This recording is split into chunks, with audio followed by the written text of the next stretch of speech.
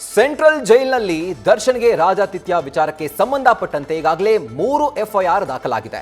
ಇನ್ನು ಅಗ್ರಹಾರ ಠಾಣೆಯ 3 FIR ಈಗ ಸಿಸಿಬಿಗೆ ಹೋಗುತ್ತೋ ಅಥವಾ CIDಗೆ ಹೋಗುತ್ತೋ ಈ ಪ್ರಶ್ನೆ ಈಗ ಮೂಡಿರೋದು.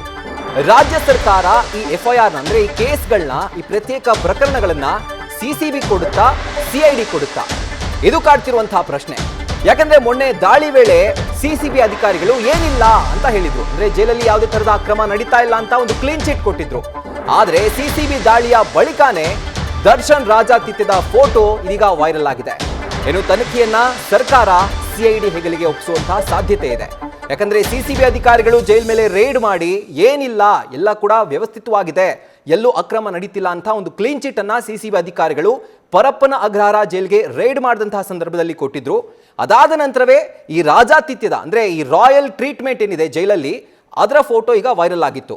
ಇದಾದ ಬಳಿಕ ಈಗ 3 FIR ದಾಖಲಾಗಿರೋದ್ರಿಂದ ಈ ಪ್ರತ್ಯೇಕ FIRಗಳ ತನಿಖೆಯನ್ನ ಸರ್ಕಾರ ಈಗ CID ಹೆಗಲಿಗೆ ನೀಡುವಂತಹ ಸಾಧ್ಯತೆ ಈಗ ದಟ್ಟವಾಗಿದೆ.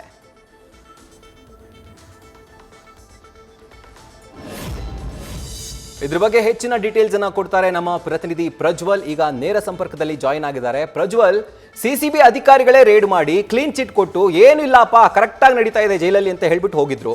ಈಗ ಈ ರಾಜಾತಿಥ್ಯದ ಒಂದು ರಾಯಲ್ ಟ್ರೀಟ್ಮೆಂಟ್ ಫೋಟೋ ಈಗ ಎಲ್ರಿಗೂ ಕಾಣಿಸಿದೆ.